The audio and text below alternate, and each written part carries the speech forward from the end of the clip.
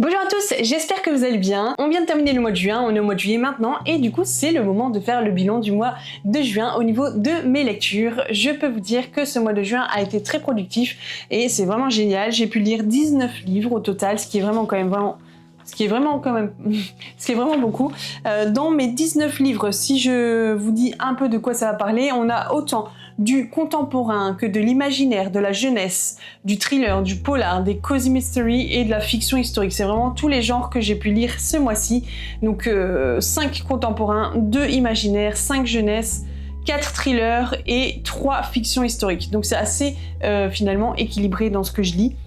J'ai lu 13 romans, 3 BD et 3 albums, et au niveau des formats, des supports plutôt, j'ai lu 12 livres papier, 6 livres numériques et un audio cette fois-ci. Ça fait quand même un moment que j'avais pas lu de livre audio, et là je m'y suis remis avec les travaux et finalement c'est bien parce que ça passe vite et puis j'en écoute quand même pas mal, donc c'est sympa. Et vous allez voir un peu le genre de livre que j'écoute en livre audio, c'est pas forcément tous les genres que je peux lire, c'est vraiment des genres spécifiques et je vous en parlerai un peu plus après quand on y sera dessus.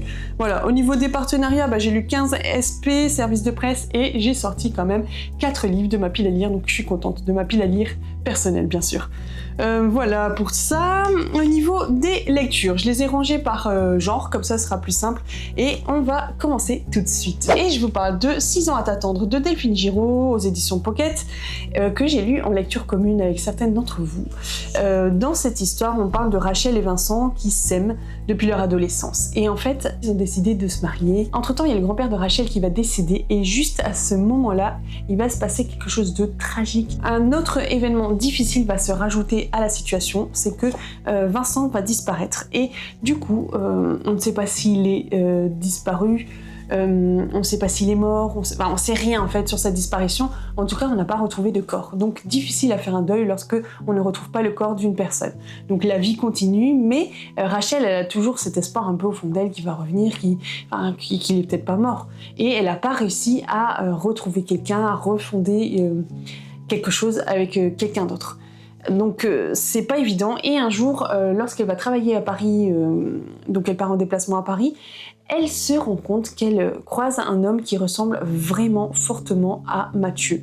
Alors elle croit que c'est lui, Mathieu, qui ressemble vraiment à Vincent. Elle va courir après, mais elle ne va pas le retrouver. Mais au fond d'elle-même, elle est persuadée que c'est lui, elle est convaincue qu'elle ne s'est pas trompée. Elle va en parler à son cousin et à sa cousine, à qui elle est très proche depuis qu'elle est enfant et qui était proche aussi de Vincent.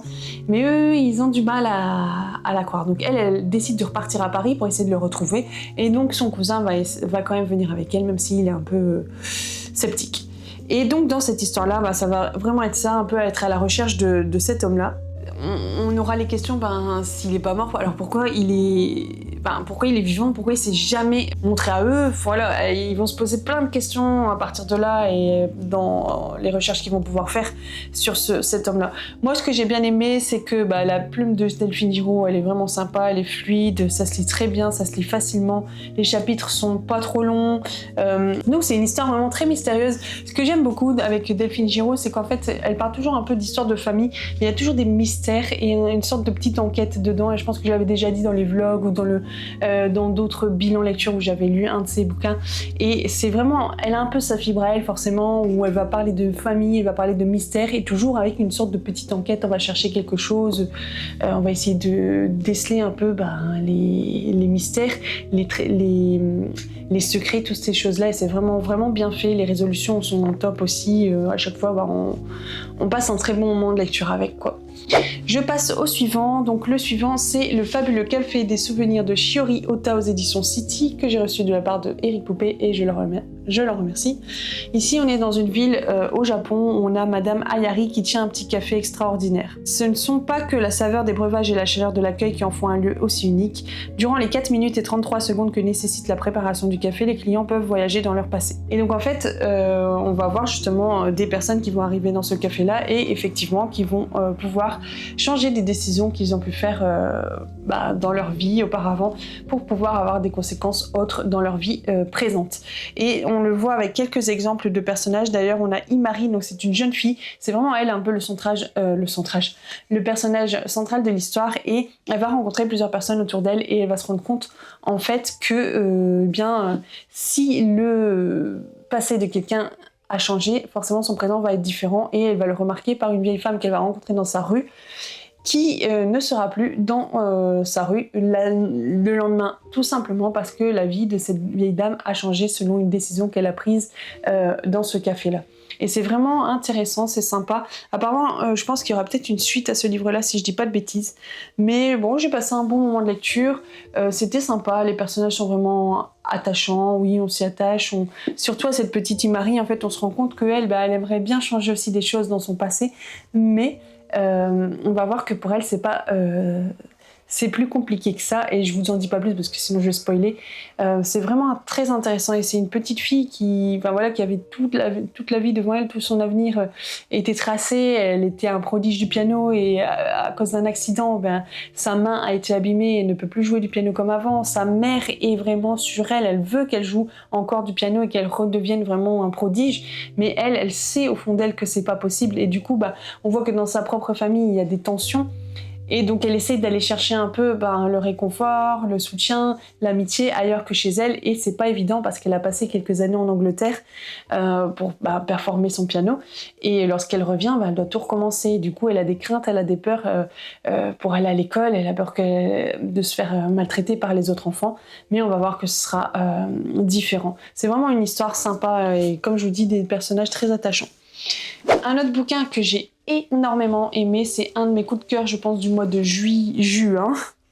C'est La gravité des étoiles de Pascal Joy aux éditions City. Donc pareil, reçu par Eric Poupé, donc merci à lui. Et ici, on est vraiment dans une histoire assez dramatique. C'est pas des sujets joyeux dont on parle dans cette histoire-là, mais c'est vraiment, vraiment une histoire qui m'a touchée. Au niveau des thématiques, on y parle de femmes qui essayent de se reconstruire, on y parle de violence conjugale, on y parle d'amitié, de persévérance, et le fait que des rencontres, ça peut aider à changer le destin de quelqu'un, en bien ou en mal. Forcément, il y a toujours des conséquences. Mais c'est vraiment sympa. On a deux personnages principaux dans cette histoire-là, donc deux femmes. On a Rosalie qui va être embauchée comme une femme de ménage chez Constance.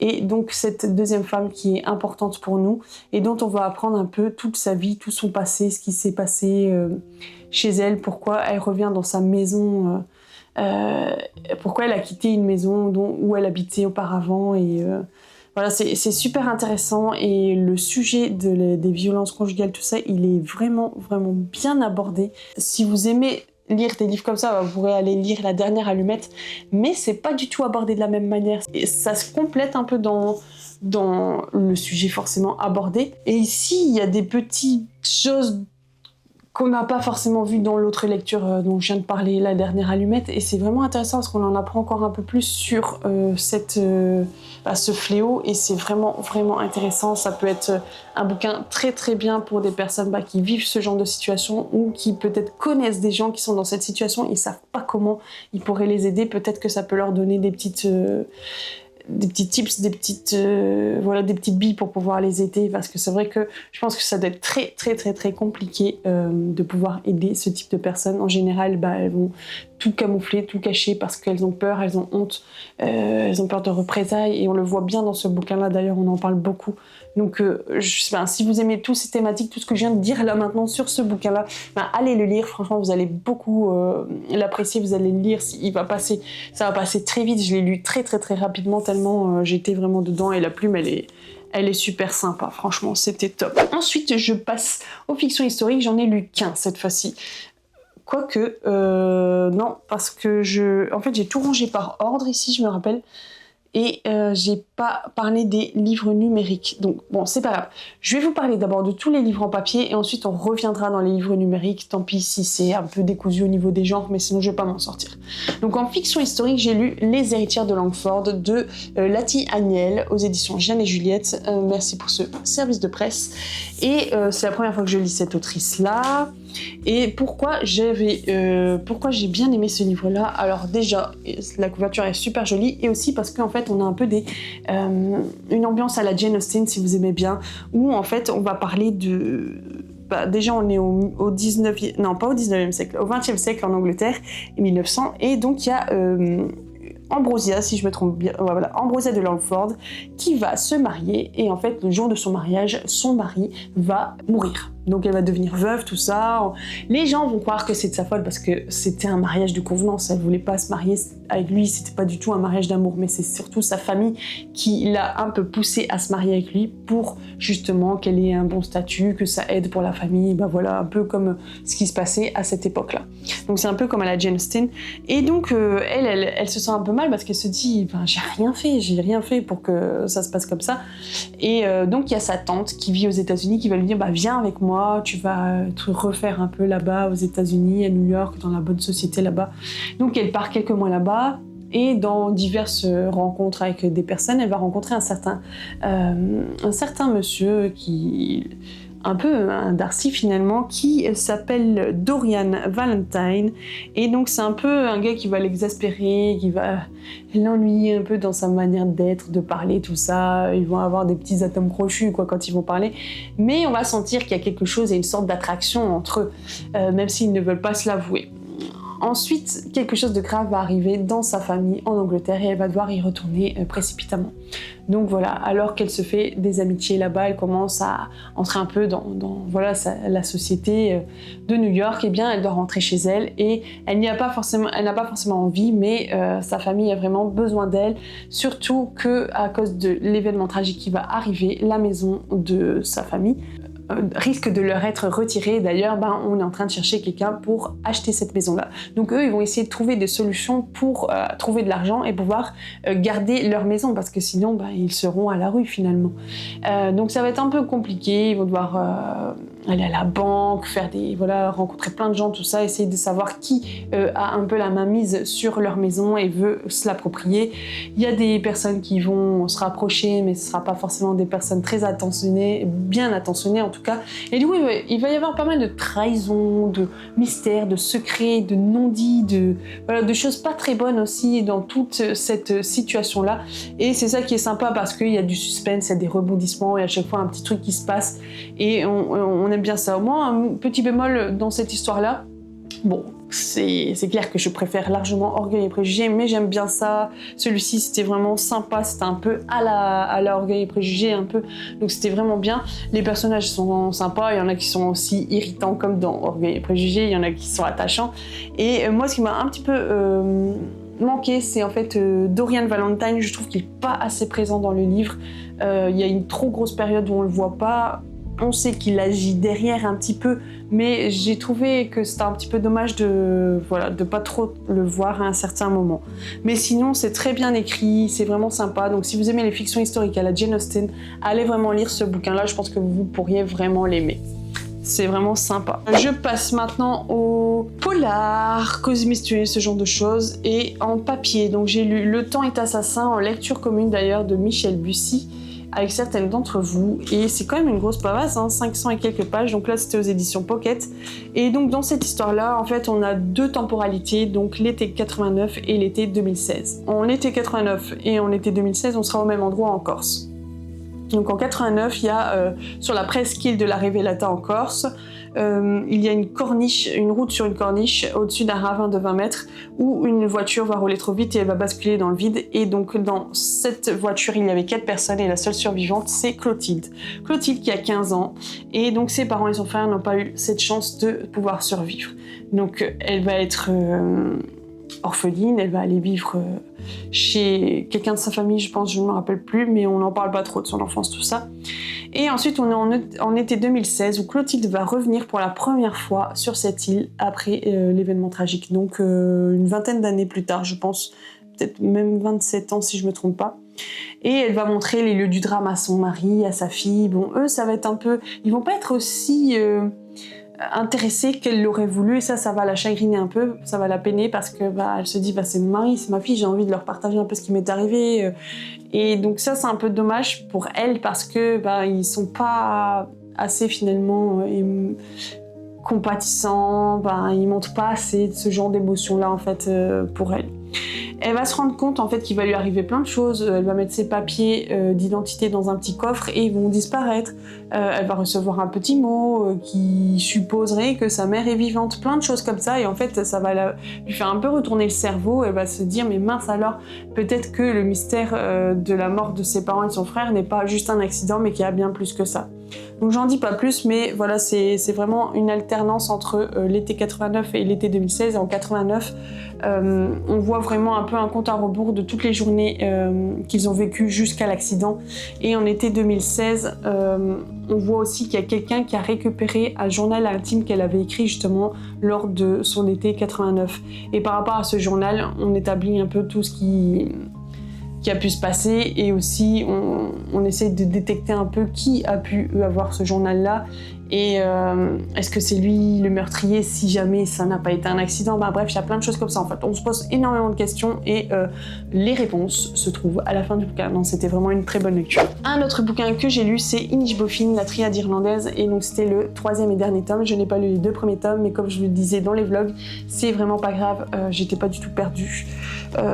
C'est une histoire sympa qui se passe en Irlande. On a un homme, Salvatore Bonato, qui a été...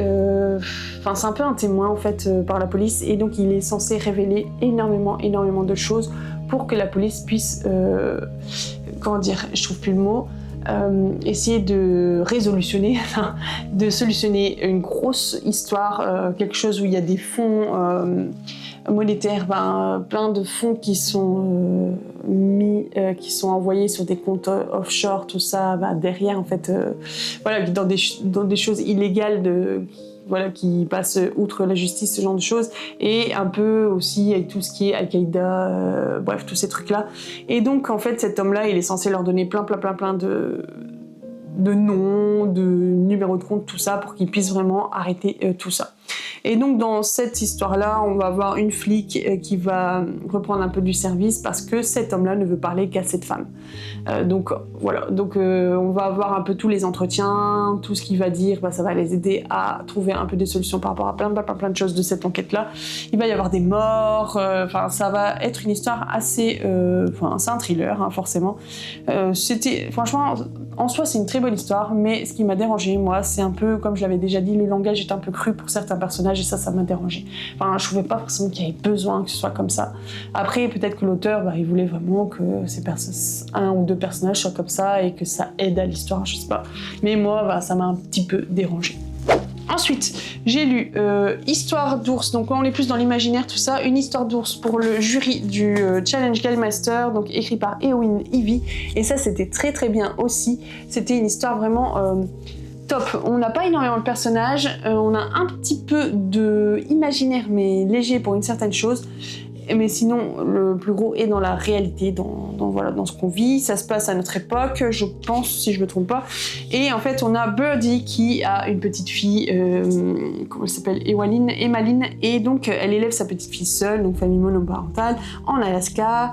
Elle travaille dans une sorte de diner où elle est serveuse. Et donc, elle est un petit peu influencée par les autres. Donc, elle va faire du service de journée pour justement arrêter de boire trop, faire fumer, tout ça. Mais elle se sent pas accomplie, forcément, c'est pas ce qu'elle veut pour sa fille, elle aime la nature, tout ça, elle veut plus. Un jour, elle rencontre un homme, parce que sa fille va disparaître dans la forêt et c'est lui qui va la retrouver. Arthur. Et lui, il vit tout seul, loin dans la forêt, tout ça, et il est bien, c'est vraiment une vie qui lui convient. Et ça la tente tellement, elle a envie de cette vie-là. Et donc, elle va faire le choix d'aller vivre chez lui avec sa fille. Donc, voilà, tout va commencer, et on va voir qu'ils vont vivre un peu une vie simple, parce qu'il y a pas grand-chose là-bas, ils doivent se débrouiller tout seuls, et ils aiment beaucoup ça, ils sont en train de s'acclimater tout ça à l'endroit, mais il va se passer quelque chose, il a des secrets, Arthur, et ça va poser problème à un moment donné, et j'en dis pas plus parce que tout ensuite ça va être du spoilage, de la spoilation, bref du spoil si je vous en dis plus, mais on va se rendre compte que bah voilà, la vie dans la nature c'est génial, c'est top, mais c'est quand même sauvage et il peut arriver des choses quand même très dures, très difficiles et graves. Mais c'était vraiment bien. Si vous aimez les livres un peu au style nature writing, alors n'hésitez pas à aller le lire, c'est génial. Si vous avez aimé Là où chantent les écrevisses, tout ce type de livre-là, bah, vous pouvez vraiment aimer ce livre-là. Ensuite j'ai enfin terminé Le Bouffon de la Couronne de Thibault Lafargue aux éditions ActuSF. Voilà, c'était quand même une grosse pavasse et franchement c'était vraiment sympa. C'est un monde mais qu'il a créé qui est vraiment très complet, incroyable. Et donc on est avec Sébrin qui travaille, qui veut devenir en fait... je sais pas comment expliquer ça. Il est dédié à la religion du Triste et lui, bah, donc il travaille dans un moulin, tout ça, c'est ce qu'il veut. Il veut tout faire bien pour pouvoir avoir une meilleure place là-dedans. Mais un jour, lorsqu'il va sortir avec ses copains, ils vont lui faire une petite farce et il va tomber, il va vomir devant la cour, devant le roi et en fait, le fait d'avoir fait ça, il peut être décapité, mort direct. Avec tout ça, pour qu'il puisse sauver, on va lui proposer d'être le bouffon du roi. Et donc, sa vie change du tout au tout et il va se rendre compte qu'être bouffon, c'est pas juste faire rire. Il faut quand même avoir d'autres capacités, mais faire rire, c'est très important parce que si tu n'y arrives pas, tu peux complètement... tu vas mourir, quoi. Il va être au courant de plein de choses à la cour, il va avoir des choses, des traîtrises, des secrets, plein de choses. Il y a des gens qui veulent être contre le roi, tout ça, donc il va essayer d'aider. Bref, c'est vraiment très complet. Il y aura un deuxième tome. Si vous aimez un peu ce style de bouquin, je pense que vous pouvez aimer. L'écriture elle est très bien, très fluide et vraiment il a écrit un univers mais très rempli, complet, très riche. C'est ça que je voulais dire, très riche par rapport à son histoire, quoi. C'est très intéressant et le fait d'avoir un personnage principal qui est bouffon, je trouve ça vraiment très original et très intéressant. Donc n'hésitez pas si ça vous intéresse. Et donc maintenant je passe aux lectures jeunesse et ensuite on reviendra sur tout ce qui est numérique et audio. Donc ce sera légèrement décousu mais bon sinon ça va être un peu compliqué. Donc niveau jeunesse, j'ai lu Le Consentement, un album jeunesse sur justement pour les enfants de 4 à 7 ans. On est dans la collection Mes Petits Pourquoi de chez Milan, donc merci pour ce service de presse. Et donc ici c'est une histoire vraiment sympa en fait où on va voir un peu des enfants qui vont vivre plein de situations de la vie quotidienne et on va se rendre compte que parfois les copains ne prennent pas en considération les désirs et les besoins de chacun. Donc c'est vraiment sympa, l'histoire est très simple. Les images sont bien, c'est un support c'est un peu plastifié les feuilles, donc c'est vraiment bien au niveau pour pas abîmer. Et donc on est vraiment avec le petit frère, au niveau des personnages, le petit frère de Manon qui veut pas de bisous par exemple de la part de Manon, et Manon elle va peut-être forcer un petit peu, il n'a pas consenti, ce genre de choses, donc ça va être un peu compliqué. Et donc en fait avec Manon on va apprendre que le consentement c'est écouter l'autre et s'écouter soi-même. Et on a le droit de dire non, c'est pas grave, parfois peut-être que...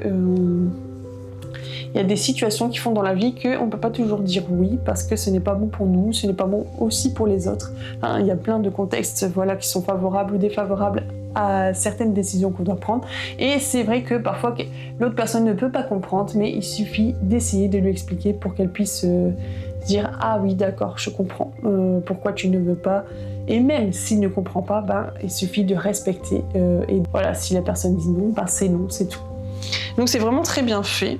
Après j'ai lu C'est quoi le bonheur de Luca Tortolini et Marco Somma aux éditions Sarbacane. C'est un livre qui est magnifique, je vous avais montré je pense dans un vlog les images.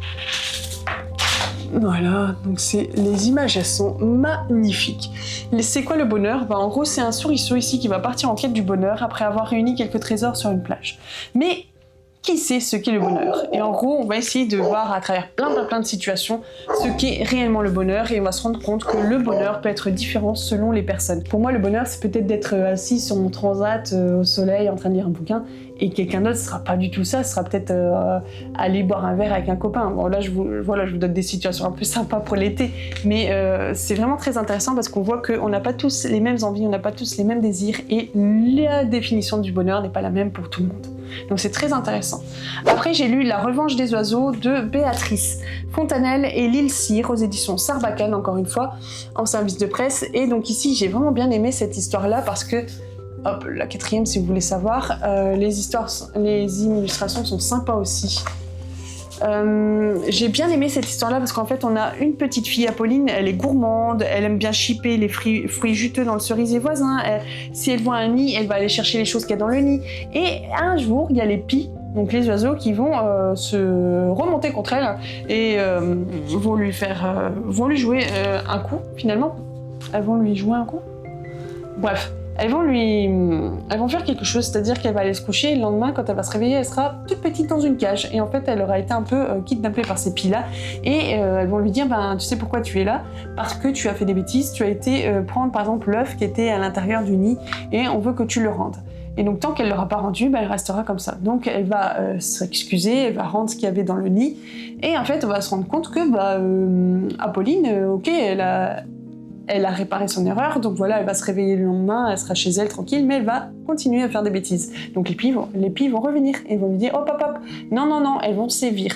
Et ce qui est vraiment très intéressant dans cette histoire-là, c'est que on montre que l'enfant fait des choses mauvaises, prend des mauvaises décisions, il y a des conséquences quand même assez négatives, mais c'est pas pour autant que cet enfant va arrêter, il va peut-être continuer à faire des bêtises. Donc ce que j'ai bien aimé, c'est qu'on insiste en fait sur le fait que c'est pas parce que on va réparer la chose une fois que la deuxième fois on va le faire quand même.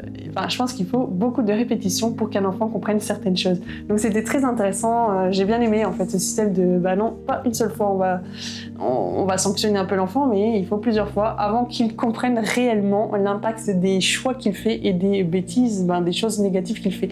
Voilà, et les conséquences que ça peut porter autour de lui. C'était très intéressant. Et puis après, j'avais reçu un livre la semaine dernière que je me suis apprêtée à lire très rapidement, de chez Draco, et écrit par Kurt McClung et Noémie Tedeschi, donc un volume 1, je pense qu'il y en a 2 si je ne me trompe pas. Et donc ici, on est dans l'imaginaire, on est plus pour des young adultes, je dirais, des ados. Et donc on est vraiment dans un monde, mais un peu comme le bouffon de la couronne, c'est un monde à lui, créé par les auteurs. Et ce qui est bien, c'est qu'ils nous mettent des doubles pages à l'intérieur où ils expliquent un petit peu justement les personnages, d'où ils viennent, l'endroit où ils sont, d'où ça vient, qu'est-ce que c'est. Ils nous donnent plein d'indications en fait sur comment ça fonctionne, le royaume, tout ça. Et donc en fait, on a une femme, Scarlet Queen, donc qui est un peu la reine. Donc Scarlet Queen. On a la reine Lizaru qui est, elle a des pouvoirs en fait et elle se nourrit un peu de l'amour et la dévotion de son peuple. En retour, en fait, elle les protège. Il y a vraiment un lien entre ça. Et normalement, tout se passe bien. Elle peut régler plein de problèmes avec tout ça. Et en fait, un jour, il va y avoir une sorte de défaillance et son pouvoir ne sera pas suffisant. Donc, il va falloir qu'il se passe d'autres choses à côté pour qu'il puisse s'en sortir et que le drame qui peut arriver ne puisse pas se produire. Donc, c'est vraiment sympa et très intéressant, et parce que c'est vraiment un monde complètement différent du nôtre, donc il faut vraiment rentrer là-dedans, essayer de comprendre un peu comment ça fonctionne, tout ça, mais dès qu'on a compris les bases, on rentre dans l'histoire et c'est vraiment bien, très intéressant. Alors je passe maintenant au niveau des lectures, donc numériques et audio, et je vais prendre avec mon carnet, je vais faire vraiment dans l'ordre. Donc au niveau numérique, alors j'ai lu cette semaine en lecture commune Les livres disparus de la 5e avenue. Donc là on est plutôt dans une fiction historique, ça a été écrit par Fiona Davis aux éditions Faubourg Marigny. Donc c'était un livre qui était dans ma palle numérique, donc c'est bon, un en moins dans ma palle numérique, je suis contente. Et je suis un petit peu mitigée, un petit peu déçue en fait, parce que je m'attendais tellement à mieux. En tout cas, il y a des choses qui se sont passées dans le bouquin, je m'attendais pas à ça. C'est pas vraiment... par rapport à ce que j'avais lu de la 4e couverture quand je l'avais acheté, pour moi, je trouve qu'il y a une sorte de décalage en fait. Mais après, d'autres personnes peut-être ne vont pas sentir ça. Mais en même temps, dans le groupe avec lequel j'ai lu ces bouquins-là, les personnes avaient aussi un avis mitigé, n'étaient pas forcément rentrées à fond dans l'histoire. Il y en a qui s'ennuyaient, qui trouvaient que c'était pas assez dynamique, qu'il n'y avait pas assez d'action, que c'était trop long à se mettre en place, l'histoire. Moi, c'est pas forcément l'histoire qui était trop longue à se mettre en place. Par rapport à ça, moi, j'avais pas trop grand-chose à dire. Mais c'est surtout des choses qui se sont passées dans l'histoire. Pour moi, c'était... je sais pas, c'était un peu en trop. Ou alors, j'ai trouvé que la plume de l'autrice était très bien. Elle parle de 2 femmes à 2 époques différentes. On va voir qu'il y aura des liens entre elles forcément à un moment donné, et ça se passe dans une librairie quand même, il y a des livres qui sont disparus, mais il n'y a pas que ça, il y a aussi la condition de la femme. En fait, elle parle énormément de la condition de la femme. Alors moi, j'aime bien voir la condition de la femme qui évolue, qu'elle puisse s'épanouir de plus en plus, c'est vraiment bien, mais j'ai trouvé que certains sujets qu'elle abordait par rapport à ça étaient un peu... Je trouve qu'elle y allait trop fort en fait, et pour moi, j'avais l'impression qu'elle voulait vraiment imposer un peu ses pensées. Du coup, ça m'a un petit peu dérangée sur certaines choses. Après, peut-être que voilà, pour d'autres personnes, ça sera différent. C'est pas des sujets forcément qui les impactent tant que ça. Mais moi, ça m'a un peu refroidi sur certaines choses et du coup, ma lecture est assez mitigée pour l'ensemble. Donc, je suis quand même contente de l'avoir acheté juste à 1,99 € parce que, je le relirai pas, ça c'est sûr. Ensuite, j'ai lu Les Berlinoises donc de Inga Vesper aux éditions La Martinière en e-book via NetGalley et c'est une fiction aussi historique. Je vous en avais déjà parlé, Les Berlinoises, que j'avais lu sur un temps un petit peu long et du coup j'avais du mal à rentrer dans l'histoire au départ et je me perdais un petit peu avec les personnages parce qu'il y en avait quand même pas mal. On parle de plusieurs femmes à Berlin. À l'époque où Berlin a été libéré, mais il y a toujours l'occupation américaine, il y a les Français, il y a les Anglais, tout ça. Et du coup, on est dans un contexte où en fait les Américains vont faire des entretiens avec les Allemands et vont faire ce qu'ils appellent la dénazification. Donc ils vont un peu évaluer à quel niveau les Allemands ont fait des choses mauvaises pendant la Seconde Guerre mondiale. Et donc à travers toute cette histoire, il va se passer 1 ou 2 meurtres et donc il y aura plein de personnages de ces femmes-là et autres qui vont être impliqués là-dedans. Donc l'histoire, ce sera un peu de déceler un peu ce qui s'est passé et d'essayer de résoudre un peu l'histoire. Pour moi, c'était un petit peu compliqué dans l'ensemble, mais je pense que c'est parce que je l'ai lu trop dans un temps trop long, quelques pages par-ci par-là. C'était avant de me coucher et c'était un moment où j'étais très fatiguée le soir, donc je lisais pas beaucoup. Donc, lecture un petit peu mitigée. C'est très complet, très intéressant, mais pas plus que ça pour moi. Ensuite, j'ai lu encore en numérique, Les Enfants de Buchenwald. On reste un peu dans le même thème au niveau de la fin de la Seconde Guerre mondiale, donc au niveau des camps qui vont être ouverts, libérés. Et donc Les Enfants de Buchenwald, c'est une BD jeunesse qui a été écrite par Dominique Messica et les illustrations et coloristes c'est Anaïs Despommiers, Alessandra Alexakis aux éditions Steinkiss. Donc je l'ai lu moi en e-book via NetGalley aussi. J'ai beaucoup aimé parce que je connaissais pas trop ce camp-là, Buchenwald, et donc en fait là-bas c'était un peu tous les prisonniers politiques, ce genre de personnes-là qui étaient là-bas. Et vers la fin, il y a des juifs qui sont arrivés là aussi, d'autres camps en fait, quand tout a commencé à être libéré et les Allemands les ont ramenés un peu là, et dont dans ces juifs-là, il y a eu beaucoup d'enfants en fait. Je ne saurais plus vous dire le nombre là aujourd'hui, mais je l'avais dit dans un des vlogs. C'était quand même pas mal. Et donc voilà, ils ont tous ces enfants-là. Il va falloir trouver une solution pour soit les faire partir dans leur famille si ils sont encore vivants, ou trouver des endroits qui vont pouvoir les accueillir. Donc c'était très très très intéressant. C'est tiré de faits réels. Les personnages dont on parle dans le bouquin ont réellement existé. Après ils ont fait un peu de la fiction autour, mais en gros c'est très très très très beaucoup de choses sont ressemblantes à la réalité. J'ai lu aussi en BD jeunesse Complot à Versailles, le tome 1, je sais qu'il y en a bien plus, et ça a été écrit par Carbone, Gilia Adragna, je pense au niveau des illustrations, et c'est en fait, si j'ai bien compris, c'est inspiré d'une écrivaine plutôt anglophone qui a écrit un bouquin ou une suite de bouquins, et donc cette série de BD est un peu inspirée de ça. Et donc c'était aux éditions Jungle, mais je l'ai lu en e-book via NetGalley aussi. J'ai bien aimé. On parle d'une petite fille qui est retrouvée et sauvée par d'autres personnes, et en fait elle est amnésique, donc elle ne sait plus d'où elle vient, si elle est d'une famille pauvre ou d'une famille aisée. Elle, en tout cas, elle va être accueillie par une famille assez aisée, mais pas trop non plus.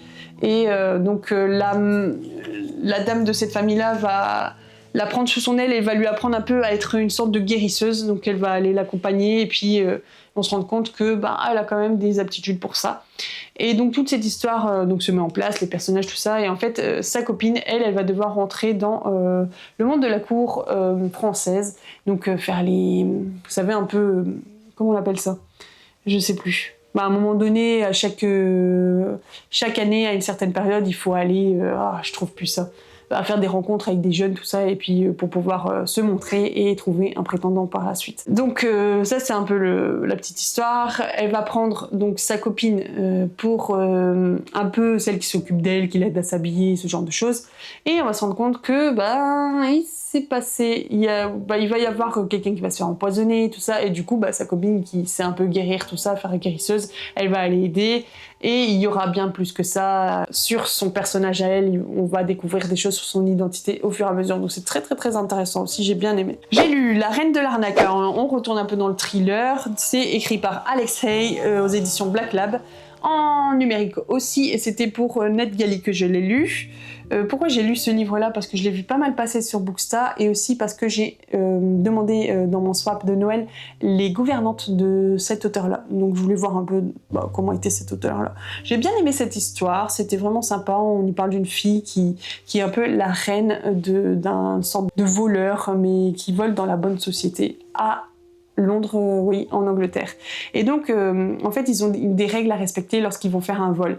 Et s'ils respectent pas certaines des règles ne sont pas respectées, ils doivent arrêter l'affaire qu'ils ont en cours. Donc là, elle va essayer de faire une affaire un peu plus difficile, et elle va devoir se lier d'amitié et un peu plus avec un homme pour pouvoir faire en sorte qu'il veuille l'épouser. Et le but pour elle, c'est de récolter un maximum d'argent. Elle ne veut pas forcément l'épouser, et elle va trouver une solution pour que le mariage ne se fasse pas, mais qu'elle puisse avoir l'argent. Elle va se rendre compte qu'il y aura plein de choses qui vont se mettre en place, et dans sa manière de gérer sa situation, c'est-à-dire qu'il va y avoir des complications, des personnes qui vont arriver, dont on ne sait où, on ne sait pas qui c'est, qui vont essayer de faire en sorte que ça ne se passe pas bien et qu'elle ne puisse pas avoir ce qu'elle a prévu de gagner avec ce gros coup. Donc c'était très intéressant, il y a pas mal il y a pas mal de rythme, de dynamisme, et puis la plume de l'auteur est vraiment pas mal, je trouve, dans l'ensemble. Ensuite, en e-book, je suis La Reine des Neiges. C'est un livre contemporain écrit par Béatrice Hammer aux éditions d'Avalon. Et en fait, c'était... pourquoi je l'ai lu celui-là? Parce qu'en fait, la 4e de couverture m'intéressait. On est vraiment dans une relation mère-fille. Et donc, c'est un peu... Si j'ai bien compris, j'avais commencé à écouter une interview de cette autrice-là, mais je ne l'ai pas terminée. Je pense qu'elle parle réellement un peu de sa relation avec sa mère, qui était vraiment pas évident. Et pourquoi elle l'a appelée La Reine des Neiges? Tout simplement parce que sa mère était assez froide, et elle n'a pas montré son amour envers ses enfants. En tout cas, c'est ce que sa fille dit dans le bouquin. Et donc, elle explique vraiment un peu tout depuis son enfance jusqu'au jour où sa mère est décédée. D'ailleurs, on commence par le décès de sa mère dans le livre, et on dit que cette fille, le jour où elle a appris que sa mère était décédée, en fait, ça lui a rien fait. Elle n'a pas pleuré, elle n'était pas triste. Et donc, ensuite, elle va tout détailler sa vie, donc de son enfance jusqu'à ce jour-là, pour expliquer pourquoi elle ressent rien, pourquoi elle est comme ça en fait. Et c'était vraiment très intéressant. Donc j'imagine qu'il n'y a pas que du réel, c'est peut-être un peu aussi enjolivé, de la fiction. Il faudrait que je fasse plus de recherches par rapport à ça. Mais donc c'est une histoire qui parle vraiment de la relation mère-fille. C'est très très intéressant, et c'est vraiment pas long non plus, c'est une centaine de pages. Ça se lit assez vite. Il me reste juste un audio et que j'ai bien aimé, c'est Meurtre et Préjudice de Brynne Kelly, donc que j'ai écouté sur Audiolib, et franchement c'était vraiment sympa. On est plutôt dans un cozy mystery romancé, je dirais. Franchement, j'ai bien aimé, ça s'est lu, ça s'est écouté, vraiment, c'était assez court, donc quelques heures, 4-5 heures, 6 max, je pense.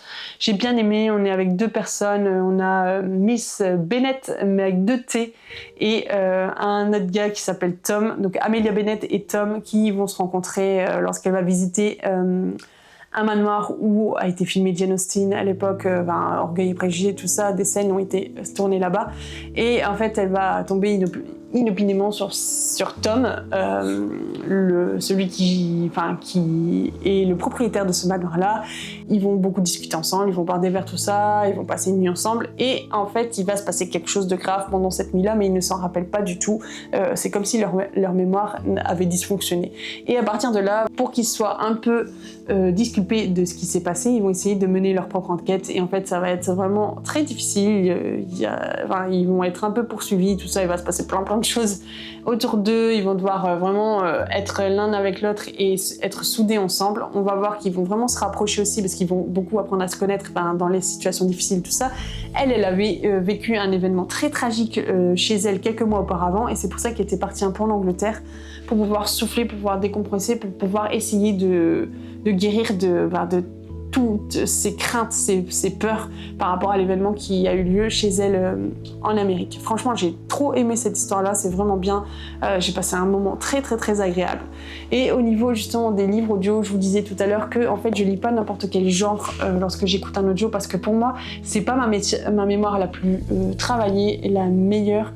Moi je suis vraiment plutôt mémoire visuelle et auditive, c'est pas terrible, il faut vraiment que je me concentre à fond. Et donc quand j'écoute une histoire, en général, quand on écoute un livre audio, on fait quelque chose à côté. Donc on travaille, on fait du ménage, on fait de la cuisine ou autre.